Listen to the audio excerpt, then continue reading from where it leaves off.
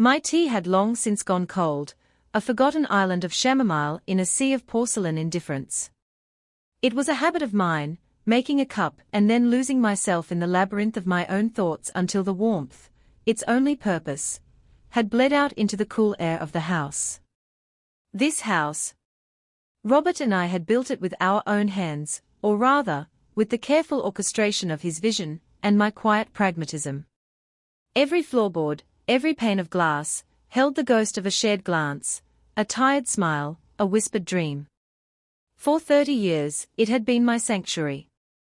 Now, it felt like a waiting room, a beautifully furnished prelude to a final, bitter appointment.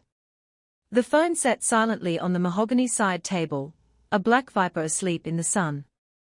It had been 3 days since Clara's last call, the one that had finally shattered the stained glass window of my maternal denial. Her voice, usually a carefully modulated instrument of polite requests, had been sharp, brittle with an unfamiliar cruelty.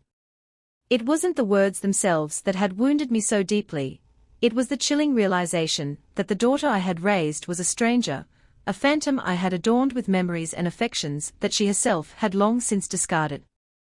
I always believed I knew my daughter. I suppose that is the foundational folly of every parent. We construct our children twice, once in the womb, and again in our minds. The first is a biological certainty. The second is a work of fiction, an ongoing narrative we author with hope and blind love, editing out the passages that don't fit our desired story. My story for Clara had been one of a bright, ambitious girl who would one day find a happiness as deep and steady as the foundations of this very house. I had not accounted for Mark, her husband, a man whose ambition was a rapacious fire that consumed everything it touched. And I had certainly not accounted for $100 million. It's a comical sum, isn't it? An absurd cascade of zeros that promises to solve every problem, but instead acts as a magnifying glass, revealing the grotesque, microscopic flaws in a person's soul. Before the money, their flaws were manageable, almost quaint.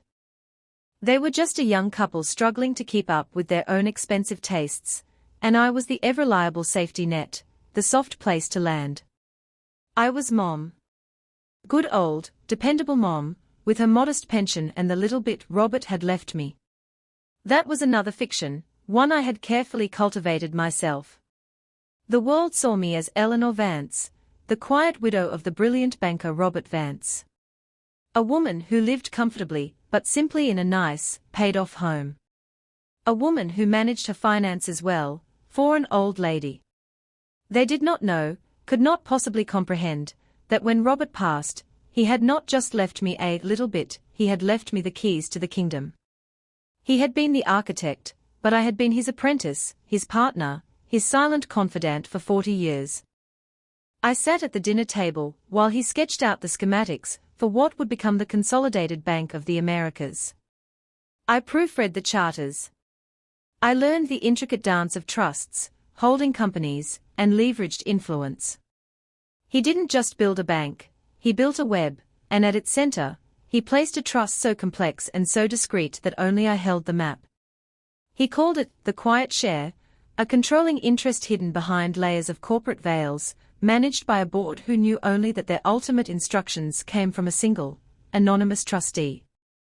That trustee was me. For the past decade, since his passing, I had done nothing with this power. I governed with a light touch, an invisible hand, ensuring the institutions he built remained stable and ethical, a silent monument to his legacy. My personal life remained unchanged. I enjoyed the simplicity.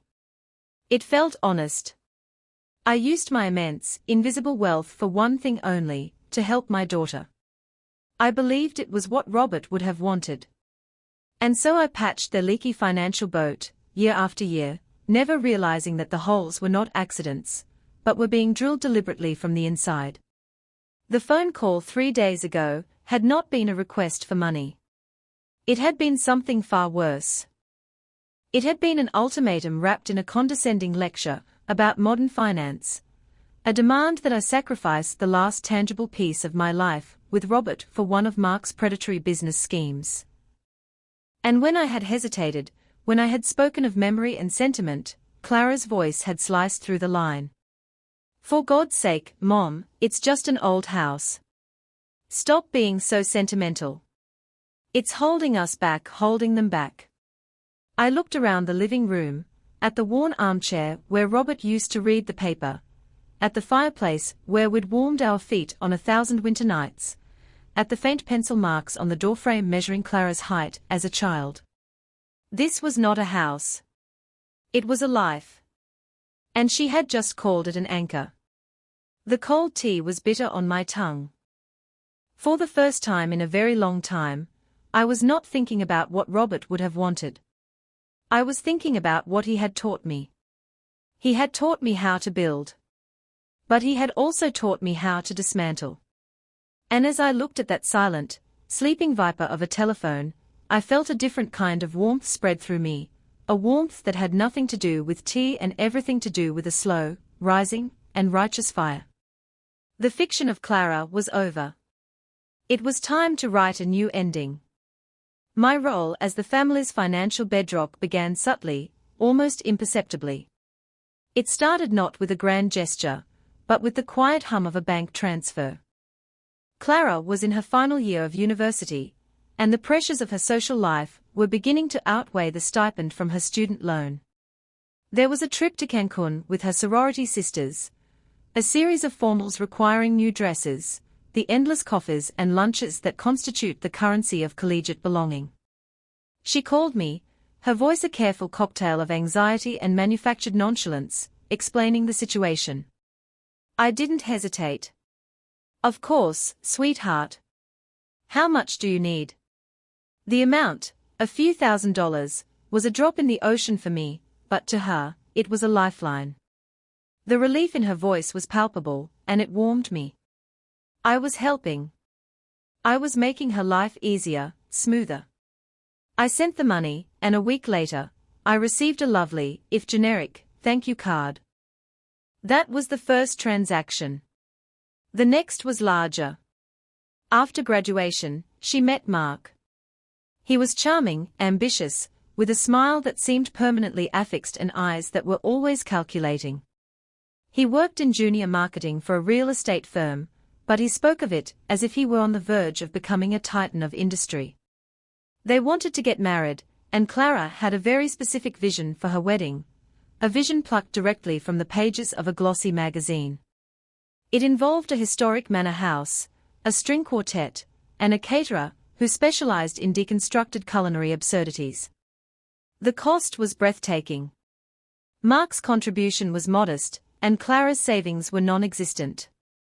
All eyes, brimming with hopeful expectation, turned to me. "It's a once-in-a-lifetime event, Mom," Clara had said, squeezing my hand over lunch at a restaurant I couldn't help but calculate was needlessly expensive.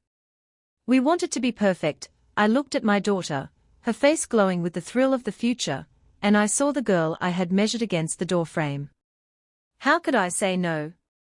I paid for the wedding. The whole thing. I wrote the check without flinching, a sum that could have purchased a small home in a respectable neighborhood. The wedding was beautiful, a perfect replica of the magazine pages. Mark, in his toast, thanked me graciously for my unbelievable generosity, and for a fleeting moment, standing there in my simple navy dress surrounded by strangers in couture, I felt a surge of pride. But a few weeks later, when I was helping them unpack boxes in their new, rented apartment, I overheard Mark on the phone with a friend. "Yeah, the wedding was epic," he'd said, his voice dripping with casual arrogance. "Clara's mom took care of it. The old dear has a bit socked away, thank God, the old dear." It was a small sting, a passing comment not meant for my ears, but it pricked the balloon of my maternal satisfaction. Then came the house. They grew tired of renting. They wanted a home, a proper place to start a family, in a neighborhood with excellent schools and climbing property values. They found the perfect one, a starter home, that cost more than the house Robert and I had built and lived in for our entire lives. Their combined incomes, however, couldn't secure the mortgage. The bank needed a substantial down payment, a figure that made them physically pale. Again, the familiar dance. The carefully orchestrated dinner at my house. The praise for my cooking, the reminiscing about happy childhood memories, all a gentle prelude to the inevitable request. This time, it was Mark who laid it out, spreading spreadsheets on my dining table, as if he were briefing a subordinate. "Eleanor," he'd said, foregoing the more familiar mom in moments of business, "it's a guaranteed investment. The market in this area is explosive. We'd be fools not to get in now. With your help on the down payment, the monthly mortgage is perfectly manageable." I looked at Clara, who simply nodded, her expression a blank slate of entitlement. The request wasn't delivered with the anxious hope of their university days. It was delivered with the calm assurance of a bill being presented for services rendered. My assistance was no longer a gift, it was an expectation. I remember the exact figure, $150,000. I calculated it in my head. With the wedding, the university top-ups, the car repairs, the credit card debts I'd quietly cleared, I had given them close to $250,000. In my hidden accounts, this was still a pittance. But in the real world, it was a fortune. I said yes. I transferred the money. They got the house. The thank you was a brief, distracted phone call from Clara, already busy picking out paint swatches. The most painful memory, the one that still surfaces in the quiet hours of the night, wasn't about a large sum of money. It was about a quilt. For Lily's first birthday, my beautiful, bright-eyed granddaughter Lily, I spent 3 months hand-stitching a quilt. It was an intricate pattern of woodland creatures, each tiny animal crafted from scraps of fabric that held meaning. A piece of one of Robert's old shirts, a swatch from Clara's baby blanket, a bit of lace from my own wedding dress. It was a map of our family's love, stitched together with my own hands. On the day of her party, I presented it to them, my heart swelling.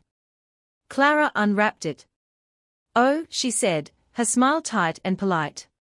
"That's quaint, Mom." Mark glanced at it.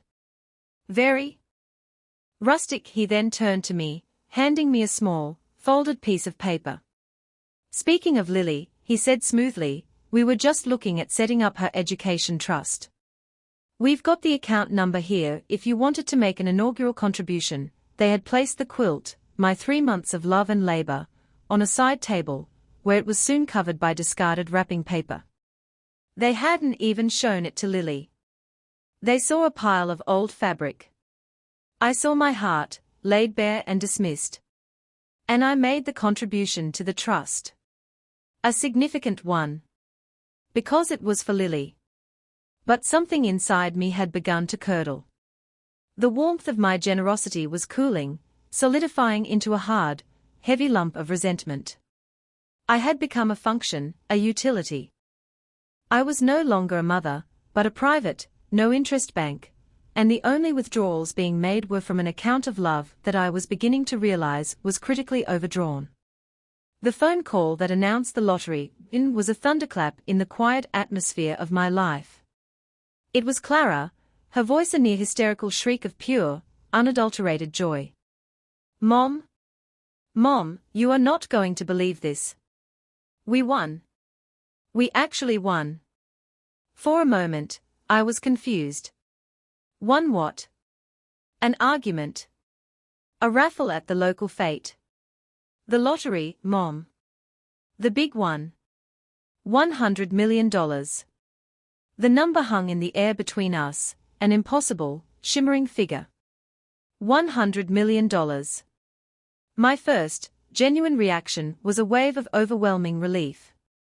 It washed over me, cleansing the residue of resentment that had been slowly accumulating for years.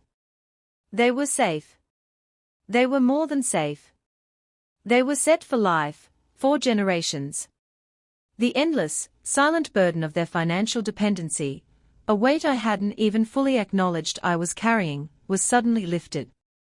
I would no longer have to be the bank. I could just be Mom. "Oh, Clara," My darling girl, I said, my own voice thick with emotion. That's the most wonderful news I have ever heard. I am so happy for you. The initial weeks were a whirlwind of breathless phone calls and extravagant promises. We are going to take care of you, Mom, Clara assured me, time and again. You'll never have to worry about a thing. We'll buy you a condo next to our new place. We can travel the world together. Mark got on the phone, his voice booming with a newfound, magnanimous authority. Eleanor, your days of clipping coupons are over. We are moving you into the lap of luxury. Whatever you want, it's yours, I politely demurred, telling them I was perfectly happy in my own home, a statement they seemed to find quaintly amusing. But I believed them. I truly believed that this windfall would be the reset button on our relationship. With the specter of money removed, perhaps we could finally find our way back to something more genuine. I envisioned quiet family dinners where no one was about to present a spreadsheet, holidays celebrated for the joy of togetherness rather than the opportunity for a financial touch. I was wrong. I had no idea how profoundly, devastatingly wrong I was. The first sign that things were changing in a way I hadn't anticipated was the purchase of the mansion. It wasn't a home, it was a statement. A sprawling, 10-bedroom monstrosity of glass and white marble, perched on a hill overlooking the city like a monument to avarice. It had an infinity pool, a home theater, and a garage that looked like a showroom for luxury automobiles. The purchase was ostentatious, but what was more telling was how they described it to me. It's a sound investment, Mom, Clara explained, using the kind of financial jargon she'd picked up from Mark. The property value in this enclave is projected to increase by 12% annually. They weren't just buying a house, they were buying a status symbol, an entry ticket into a world I didn't recognize. I was invited to the housewarming party. I drove my modest, 10-year-old sedan up their winding driveway, past rows of glistening German and Italian sports cars. I felt like a sparrow that had accidentally flown into an aviary of peacocks. I wore my best dress, a simple but elegant silk sheath, but I might as well have been wearing sackcloth. The women were draped in designer labels and glittering with diamonds, their laughter high and sharp. The men stood in tight knots, smoking cigars and talking loudly about stocks and acquisitions. Clara greeted me at the door with a kiss on the cheek that barely made contact with my skin. Mom? You made it. Isn't this place just insane? She was a different person. Her hair was styled in a way that looked severe, her dress was aggressively fashionable, and she wore her new wealth like a suit of armor. She introduced me to a few people as my sweet mom, Eleanor, and I could see the fleeting, dismissive glances they gave me, taking in my simple dress, my lack of jewelry, my age. I was a curiosity, a relic from a past life they were rapidly shedding. I found a quiet corner and watched. I saw Mark holding court, gesturing expansively, a glass of champagne in one hand. I saw Clara laughing, a little too loudly, at the joke of a man with a cruel mouth and a famous last name. My own daughter seemed like a stranger performing in a play for which she had not quite mastered all her lines. The most revealing moment came when I was searching for the powder room. I passed a partially open study door and heard Clara's voice. I paused, not meaning to eavesdrop, but her tone caught my attention. I know, but what was I supposed to do? Not invite her. She means well, but honestly, did you see that dress? It's like she stepped out of 1995. A man's voice, one I didn't recognize, chuckled. Don't worry, darling. Everyone has a humble origin story.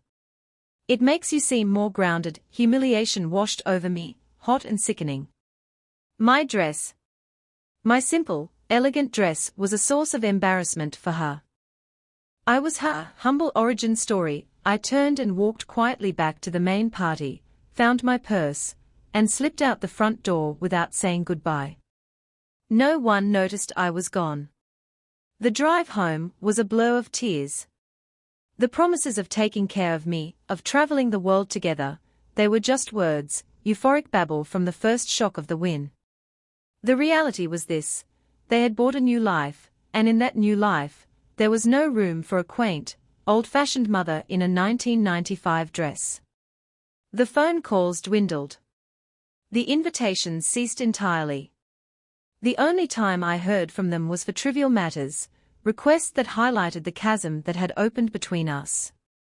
One call was from Clara, asking for my grandmother's recipe for pot roast. Their private chef, a man named Jean-Pierre, wanted to attempt a classic American dish. She didn't ask how I was. She didn't ask about my health. She just wanted the recipe. I was no longer a person to her. I was an archive, a repository of nostalgic data to be accessed when needed. I gave her the recipe, my voice flat and emotionless. As I hung up the phone, I looked at the photograph of her on my mantelpiece, a smiling girl with a missing front tooth. The relief I had felt on the day of the win had completely evaporated, replaced by a cold, hollow ache. The money hadn't freed me to be a mother. It had made me obsolete. The shift from benign neglect to active exploitation was as gradual as it was insidious. For several months after the housewarming party, I existed in a state of quiet limbo. The silence from their end was a constant, low-frequency hum of rejection. I saw their new life unfold on the pages of society magazines my friend Eleanor from my book club would sometimes bring over. There was Clara, chairing a charity gala. There was Mark, cutting the ribbon on a new wing of the Modern Art Museum, his name emblazoned on a brass plaque. They were cosplaying as philanthropists, using their money to purchase a veneer of respectability. My granddaughter, Lily, became my only real connection to them. Clara would drop her off occasionally, usually on her way to a spa appointment or a luncheon. These were the brightest hours of my week. Lily was a wonderfully perceptive child, untainted by her parents' burgeoning materialism. She loved my old house. She'd play with the same simple wooden toys Clara had once cherished and ask me to tell her stories about when Grandpa Robert was here. She was a living, breathing link to a time of genuine connection. It was during one of these visits that I first caught a whiff of trouble.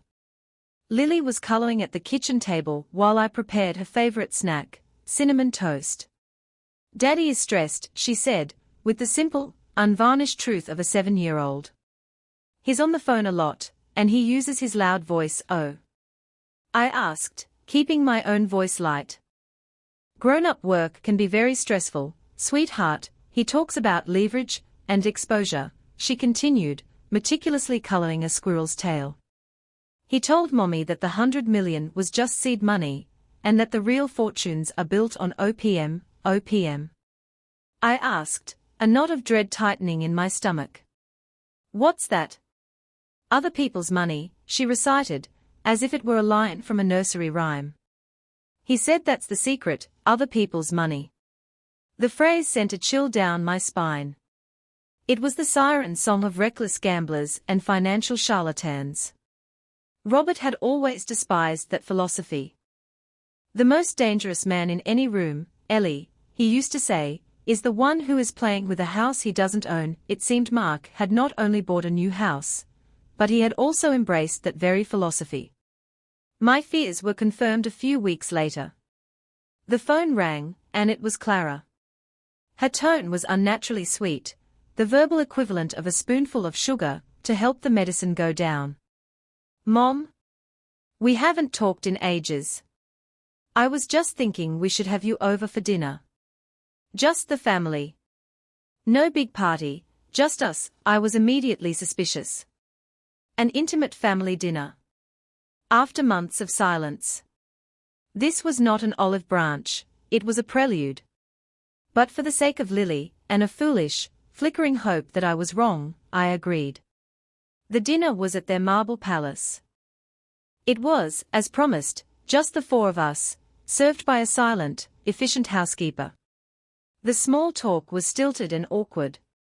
Mark dominated the conversation, pontificating about his new venture, a massive luxury condominium development on the waterfront. He used words like synergy, disruption, and paradigm shift. He was trying to impress me, to overwhelm me with the sheer genius of his vision. I listened patiently, my mind dissecting his bombastic rhetoric. What he was describing was a highly speculative, incredibly high-risk project, funded almost entirely by debt. He was building a skyscraper on a foundation of sand. After dinner, as we sat in their cavernous living room that was about as cozy as an airport terminal, they made their pitch. It was Mark who spoke, while Clara sat beside him, nodding at all the right moments like a well-rehearsed partner in a stage play. "So, Eleanor," he began, leaning forward with an earnest expression that was utterly unconvincing. "As you can imagine, a project of this scale requires a significant amount of capital. We have our winnings, of course, but the banks, specifically the Consolidated Bank of the Americas, who are our primary lenders, they want to see more. More commitment. More skin in the game, so to speak." I stayed silent, my hands folded calmly in my lap. I knew the Consolidated Bank of the Americas better than he could possibly imagine. I knew its bylaws, its risk assessment protocols, its board of directors. I knew that what he was saying was a half-truth. They would indeed want more collateral for such a risky venture, especially from a client with no track record of successful development. "Our personal assets are a bit tied up right now," he continued, waving a hand dismissively, as if to indicate a minor inconvenience. "New luxury properties, some angel investments. They aren't very liquid. The wealth managers say it's a classic diversification strategy." He paused for dramatic effect. "So, we had an idea. An elegant solution, really. One that benefits all of us. Here it comes," I thought. "The ask. We want to use your house as part of our collateral package," he said, the words sliding out with a practiced smoothness. "It's just a formality, of course. A piece of paper. The loan is backed by my company's projected profits and our own considerable net worth. There is absolutely zero risk. The bank just needs to see a more robust, established asset on the books. Your house, being paid off for so long, is perfect. It's a legacy asset." I stared at him. I felt a strange sense of disassociation, as if I were watching this scene from a great height. He wanted to take my home, the sacred ground of my life with Robert, and turn it into a chit in his high-stakes poker game. He wanted to place it on the table as a bluff. Clara must have sensed my shock because she quickly jumped in, her voice oozing with false sentiment. "Think of it this way, Mom. You'd be an investor in our future. In Lily's future. It's a way for you to be a part of this incredible journey with us, a part of their journey. They exile me from their lives, treat me like an embarrassing antique, and now they want my most precious possession to fuel their greed." The audacity of it was breathtaking. I looked from Mark's predatory smile to Clara's pleading, dishonest eyes. The silence stretched, thick with their expectation. They thought me a simple old woman.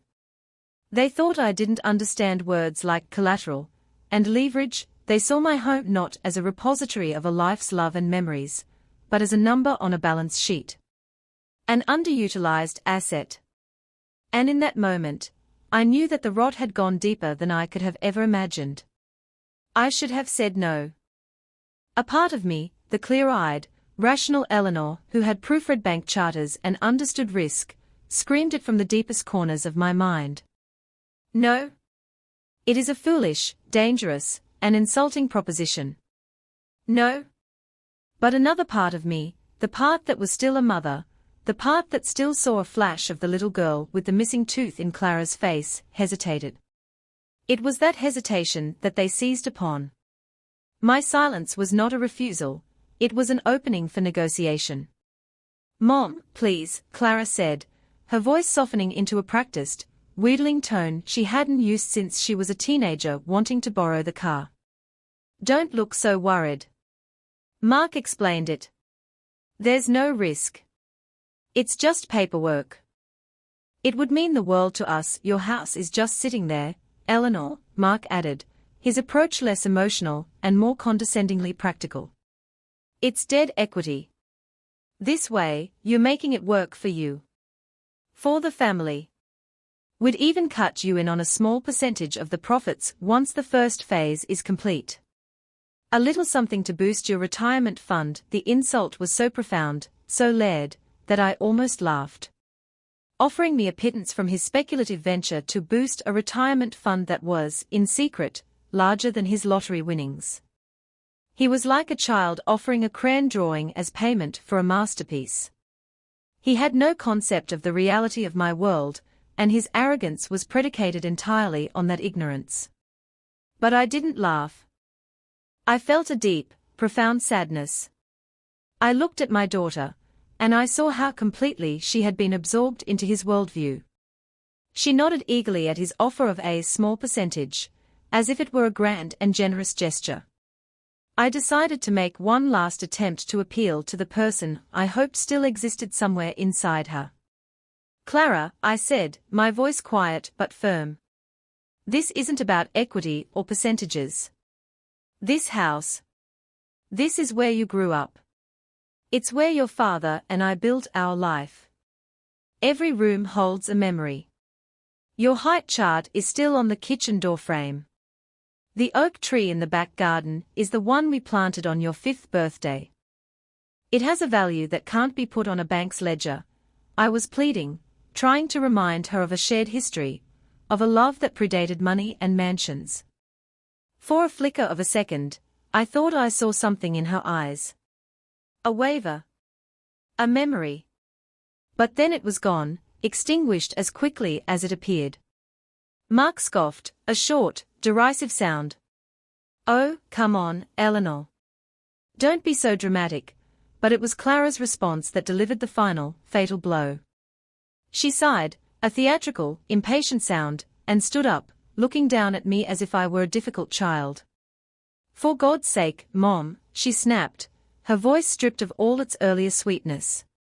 It's just an old house. It's bricks and wood. You're living in the past.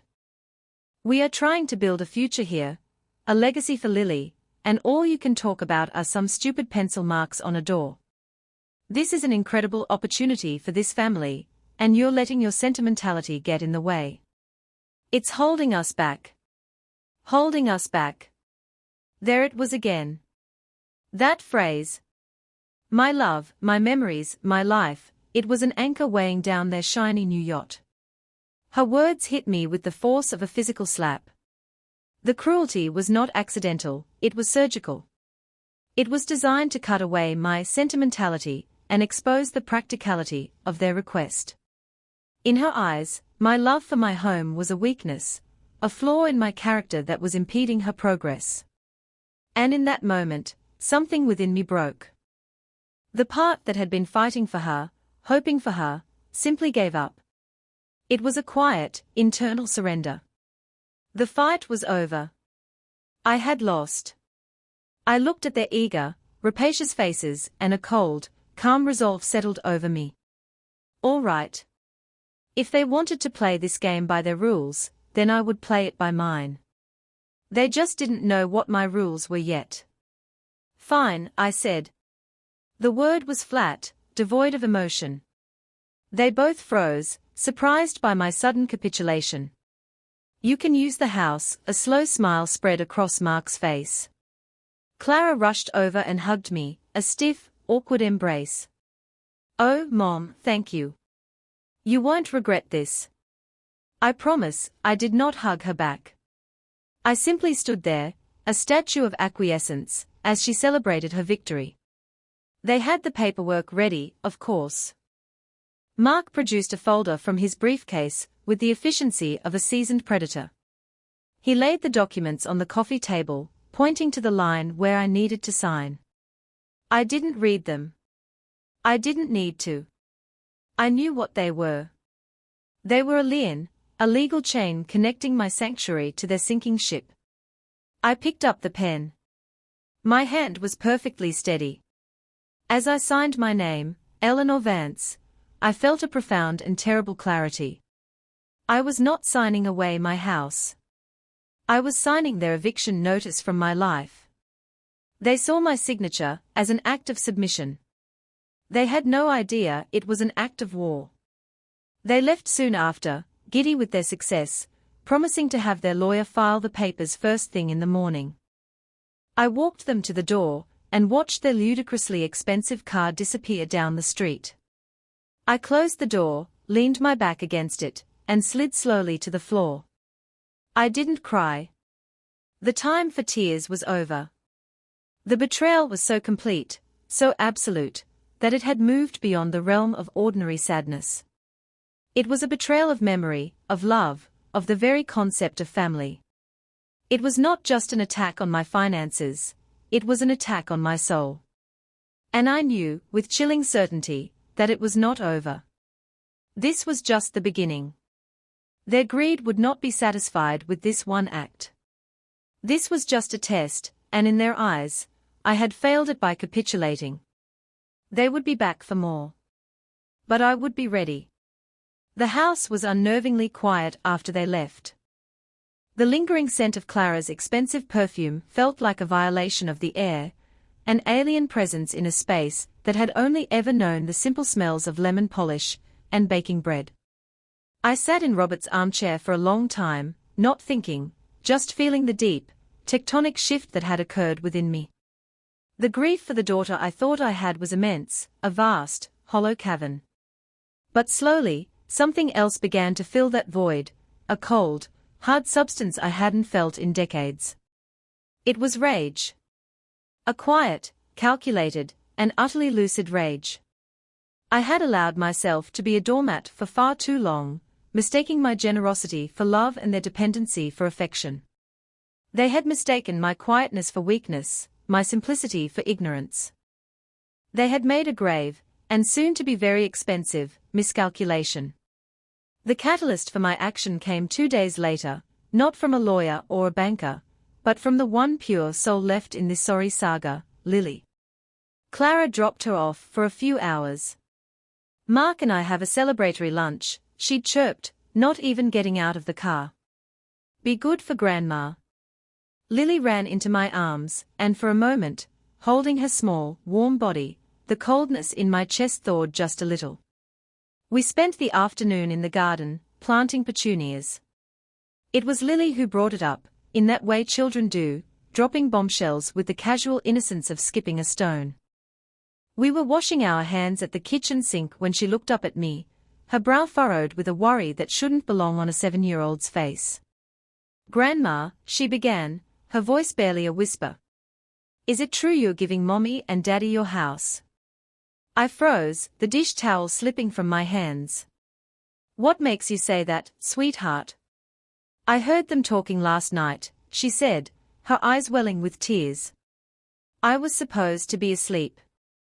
Daddy was on the phone with a man, and he was laughing.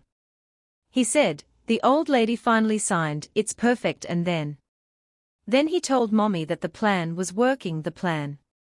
The word hung in the air, heavy and menacing. "What plan, Lily?" I asked, my voice dangerously calm. She sniffled, wiping her nose with the back of her hand. "Daddy said. He said that they would miss one of the big payments on purpose. And the bank would get mad and take your house." She was struggling with the words, with the sheer awfulness of the concept. "And then, Daddy said, because the house would be distressed, they could buy it super cheap at something called an auction. He said they'd get it for a steal, and that way all the assets would finally be under their name. Mommy said it was for the best. That you were too attached to it anyway." I knelt down and pulled her into a hug, my entire body trembling. I held her tight, stroking her hair, murmuring comforting words I didn't feel. But inside my mind, a nuclear fission had occurred. The betrayal wasn't just callous carelessness. It wasn't just greed. It was premeditated. It was a conspiracy.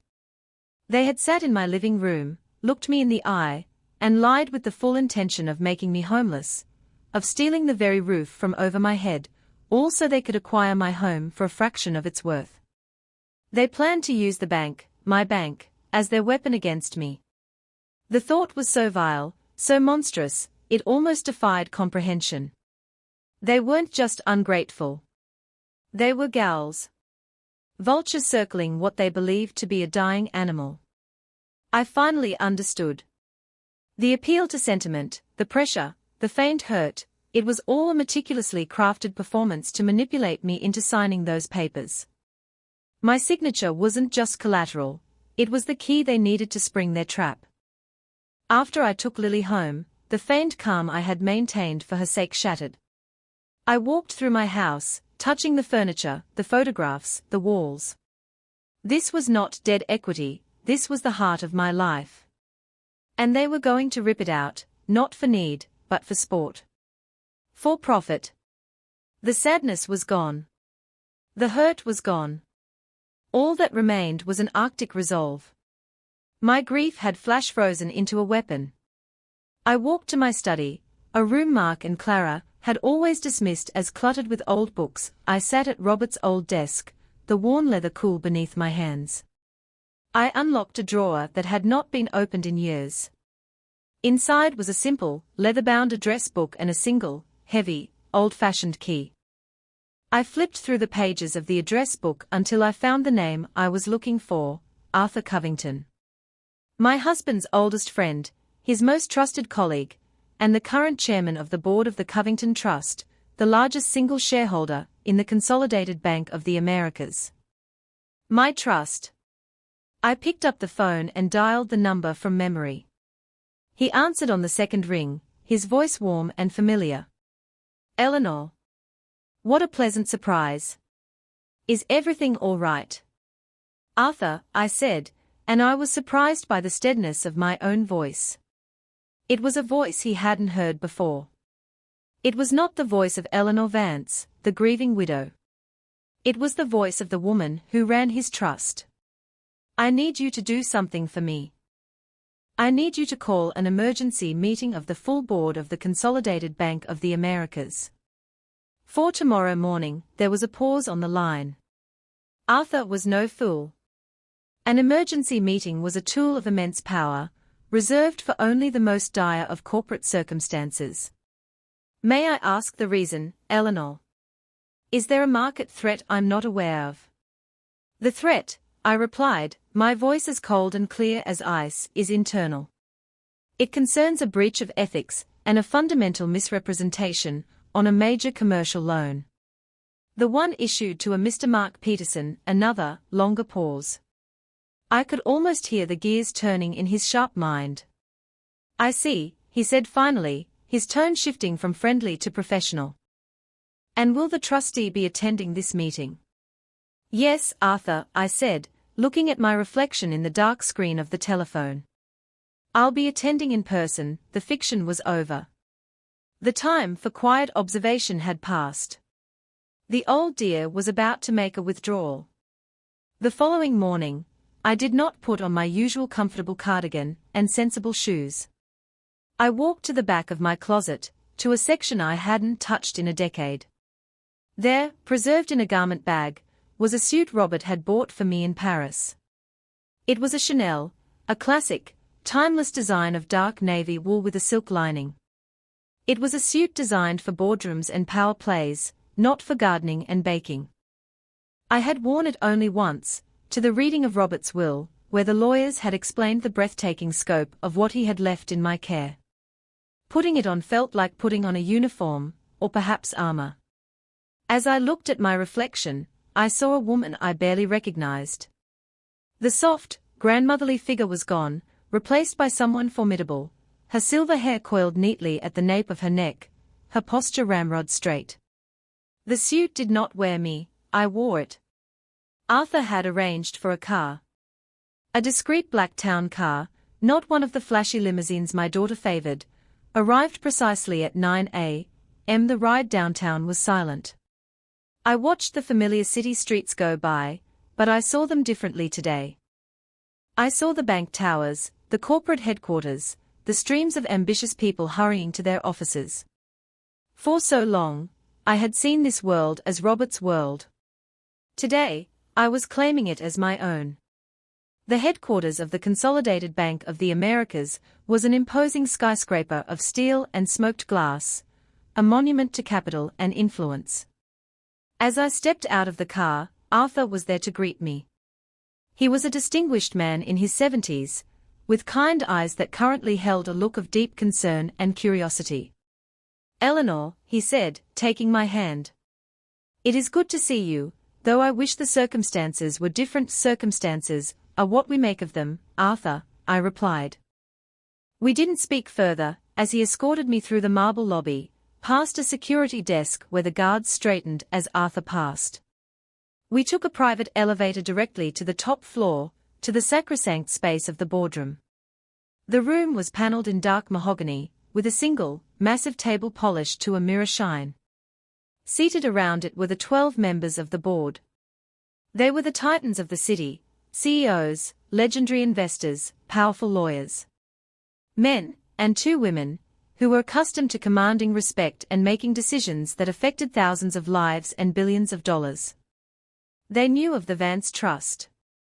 They knew it held the controlling interest, the quiet share. They knew that its trustees' directives, delivered through Arthur, were to be followed without question. But they did not know who that trustee was. They believed it to be a consortium, a faceless entity in Switzerland, perhaps. When I walked in with Arthur, they all stood, their faces a mixture of surprise and confusion.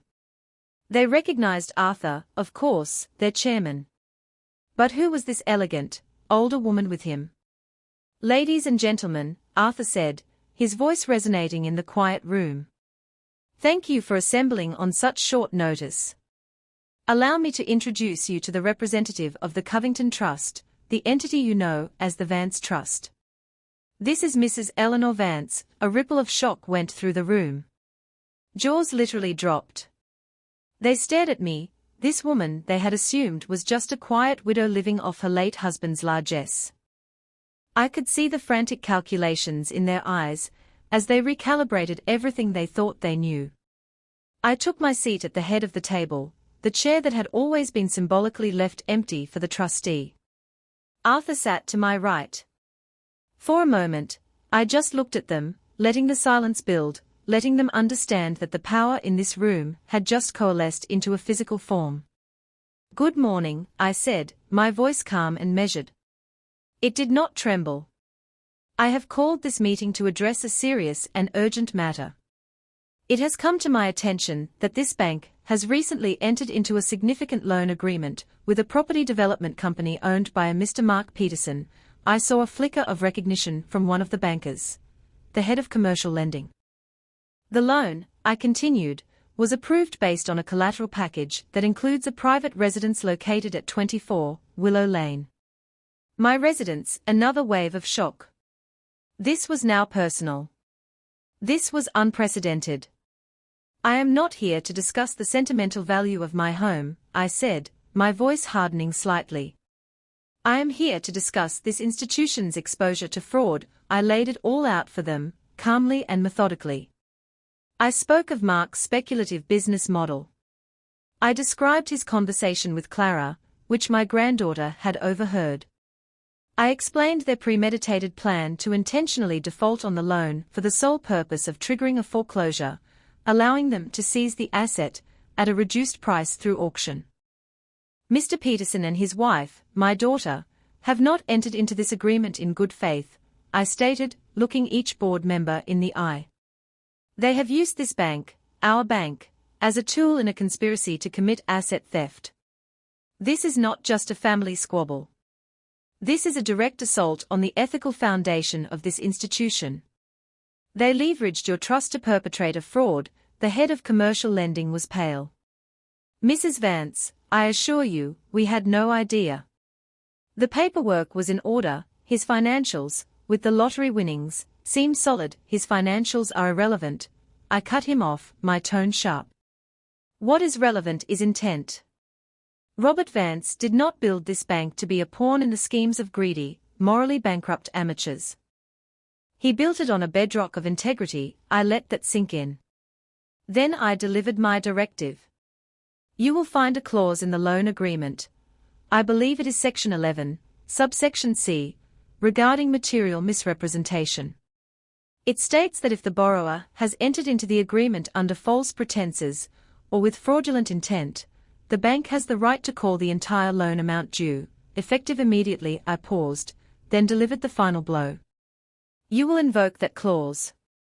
You will call the loan. You will freeze all accounts associated with Mark Peterson and his wife, Clara Peterson, pending a full investigation into fraudulent inducement. There will be no negotiations. There will be no extensions. The full weight of this institution will come down upon them. Is that understood? The silence in the room was absolute. They were not just looking at a widow. They were looking at the living embodiment of the legacy of Robert Vance, and they were seeing that his steel was not confined to the past. The head of the board, a man named Henderson, finally broke the silence. Yes, Mrs. Vance, he said, his voice filled with a newfound respect. It is understood. We will execute your instructions immediately. Good, I said, rising to my feet. That will be all. I turned and walked out of the boardroom, Arthur following me. As the doors closed behind us, I finally allowed myself to take a deep, shuddering breath. I had just detonated a financial bomb in the middle of my daughter's life. I felt no triumph. Only a grim, steel-cold sense of justice. Robert had taught me how to build. But he had also taught me that sometimes, the only way to save a structure is to demolish the rot that threatens to bring it down. The call came not to me, but to Arthur.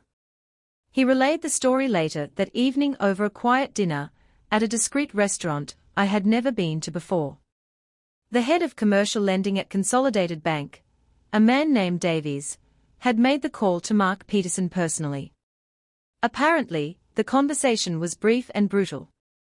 Davies, no doubt terrified for his own career after my appearance in the boardroom, had been merciless. He informed Mark that, pursuant to Section 11C of his loan agreement, the bank was calling the entire $80 million loan due for immediate payment.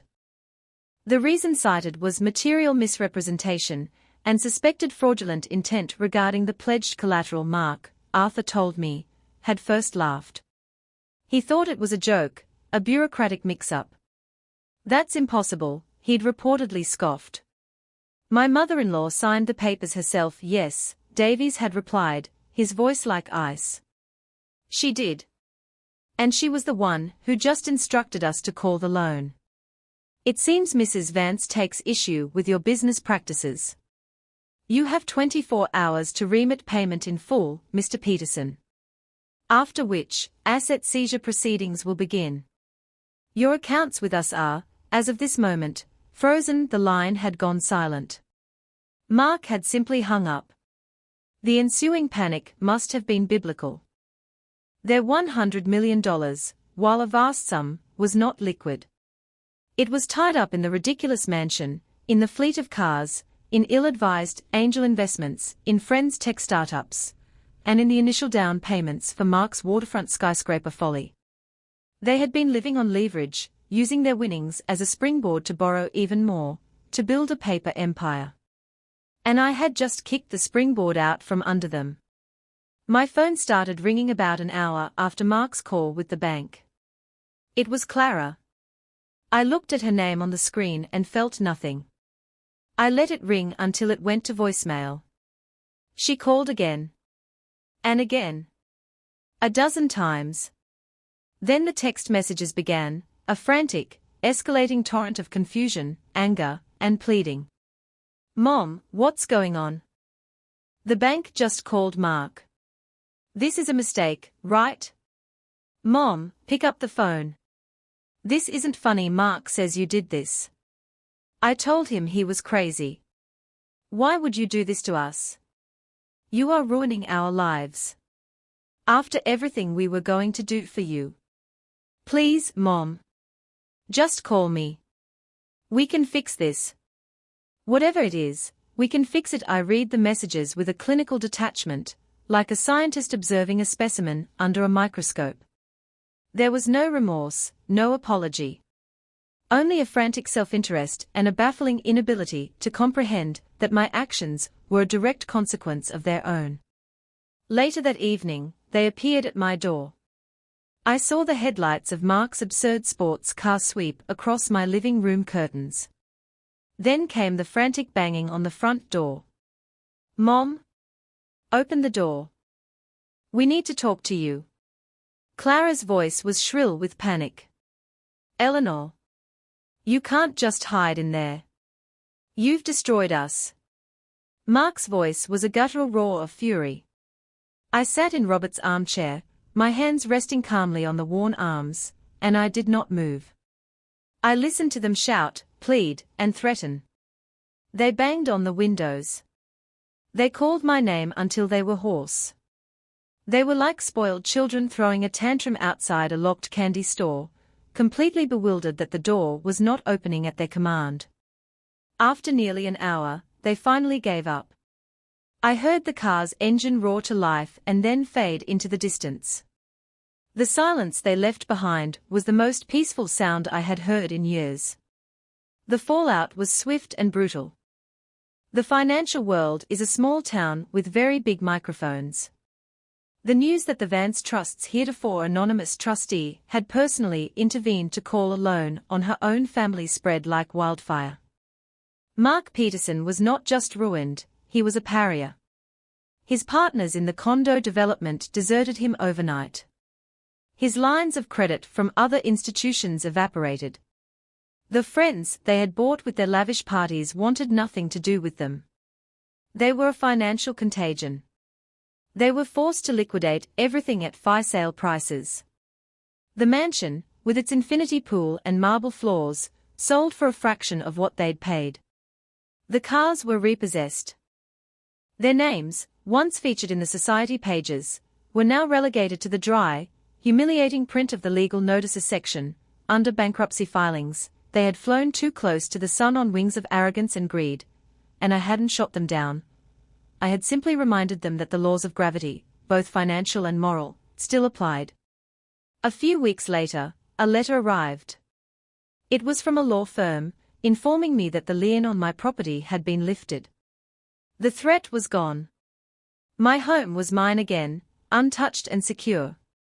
In that same day's mail, there was another envelope, this one a cheap, plain one. Inside was a single sheet of notebook paper, torn from a spiral. The handwriting was Clara's, but it was jagged, angry. "I hope you're happy," it read. "You have taken everything from us. Everything. You were never a mother to me. You were just a bitter old woman sitting on her money. I will never forgive you. And you will never see your granddaughter again." I read the letter, and the threat about Lily was the only part that caused a pang of true pain.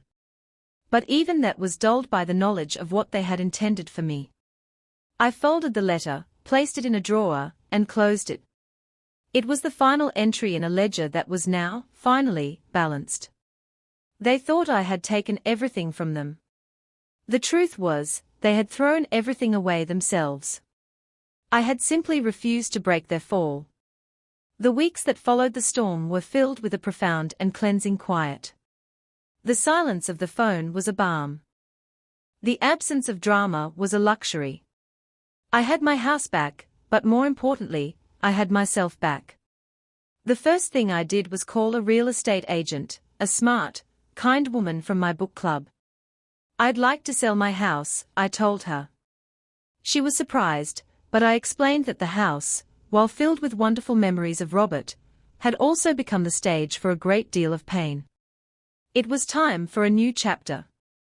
I didn't want the highest price. I wanted the right owners. I sold it 2 months later to a young professor and his wife, a musician, who were expecting their first child. When they walked through it, their eyes lit up with the same love and hope Robert and I once had. They admired the oak tree and promised to keep the pencil marks on the doorframe. I knew the house would be happy with them. I packed carefully, methodically. I kept the things that truly mattered, Robert's books, our photo albums, the little wooden box of mementos from our life together. And, of course, the half-finished quilt with the woodland creatures. The rest, the furniture, the dishes, the accumulated objects of a lifetime, I let go of. They were just things. I had learned, in the most painful way possible, the danger of investing one's heart in inanimate objects. With the proceeds from the sale of the house and a small fraction of the capital from my trust, I bought a beautiful, light-filled apartment in the city, with a balcony overlooking a park. It was modern and clean, a blank canvas. It held no ghosts. While this was happening, I made another set of arrangements. I met with Arthur and my lawyers. We established the Robert Vance Foundation for Ethical Finance, an organization dedicated to providing scholarships and grants to business students who showed a commitment to integrity over profit. It would be my true legacy, a far more meaningful monument to my husband than a stable of banks. Then, I tackled the issue of Lily. Clara's threat to keep her from me was cruel, but likely unenforceable in the long run. However, I didn't want to drag that poor child through a bitter court battle. I decided to play the long game. I set up an ironclad trust fund in Lily's name, one so tightly constructed that neither Clara nor Mark could ever touch a penny of it. It would pay for her education, anywhere in the world she chose to go, and would provide her with a significant nest egg when she turned 25. I wrote a long letter to be kept with the trust documents, a letter for her to read when she was old enough to understand. In it, I explained everything. Not with anger or resentment, but with the simple, sad truth. I told her how much I loved her, and that my actions, while drastic, were born from a need to protect myself and the legacy her grandfather had built. I trusted that one day, she would see the full picture. My companion in all of this was Arthur. Our shared history with Robert and the recent crisis had forged a new, powerful bond between us. He had been my staunch ally, my confidant. He had validated my anger and applauded my resolve. Our friendship, once rooted in the past, began to blossom in the present. We had dinners, went to the symphony, took long walks in the park. One evening, as we sat on my new balcony watching the sunset paint the sky, he turned to me. "Robert always said you were the smartest person he ever knew," he said quietly. He said your quietness was a superpower. I finally understand what he meant. He reached over and took my hand. "Eleanor, we are not young. We've both lived full lives, known great love and great loss. But I was wondering if you might be interested in seeing what the next chapter looks like." Together, I looked at his kind face, at the genuine affection in his eyes, and I felt a warmth I thought I had lost forever. I smiled, a real, unburdened smile. I would like that very much, Arthur, and so my new life began. A life of travel, of philanthropy, of quiet companionship. We went to Paris and I wore the Chanel suit to a small, perfect dinner on the Seine. We went to Italy and walked through ancient ruins. I was not a function. I was not a bank. I was not a relic. I was Eleanor Vance, a woman in full. Last week, a letter arrived at my apartment, forwarded from my lawyer's office. It was postmarked from a small town a few hundred miles away, where I knew Clara and Mark had ended up, living in a small, rented house. The envelope was addressed in a child's careful printing. It was from Lily. "Dear Grandma," it began. "Mommy is still sad and Daddy is still mad. But I wanted you to have this." Tucked inside was a crayon drawing. It was a picture of a little girl with a big smile, holding hands with an old woman in a garden full of petunias. Underneath it, she had written, "I love you. I miss your stories." My hands trembled as I held the simple drawing. It was a message in a bottle, a fragile bridge across a chasm of pain. Clara could not stop the love in her daughter's heart. I had lost a daughter, yes. But I had gained a world. I had gained my freedom, my dignity, and a future I had never dared to imagine. And I knew, looking at that childish drawing, that the most important connection of all was not broken. It was just waiting. And for the first time in a very long time, I had all the patience in the world.